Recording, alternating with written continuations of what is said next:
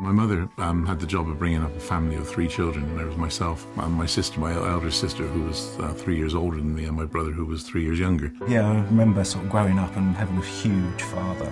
But the first time I met him, I was kind of like taken back. He's a big guy, you know, big as me, strong, and you have respect for that because it takes a lot for a tall bodybuilder, a guy to be very successful. And I was getting quite strong at the time, so in 1961 I got 3rd place in the British Weightlifting Championships. In 1962 I won it and became the British Heavyweight Weightlifting Champion, and then we did the Empire and Commonwealth Games in Perth, Australia.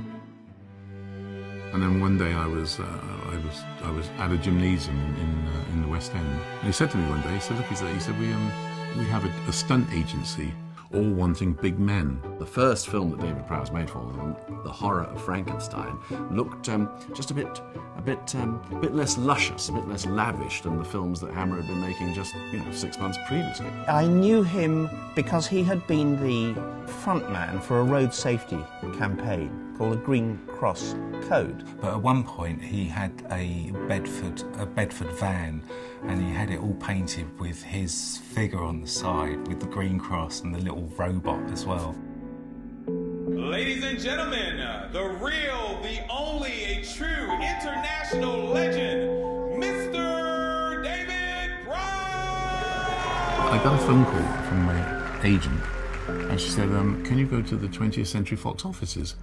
And he said, I've got this guy called George Lucas.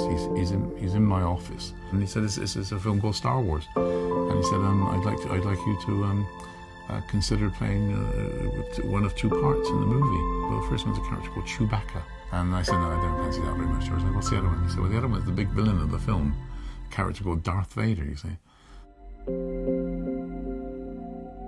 We knew him from being the figure of Darth Vader, but not the voice. The one thing that worried them was I have a distinct West Country accent. I think I could have done it quite easily. I was very disappointed that they knew Dave and the end scene when they unveiled the mask. I was very disappointed because I think it shouldn't have been Dave. I'm simply special effects. George has recently admitted that when he hired David Prowse, he thought that was his Darth Vader.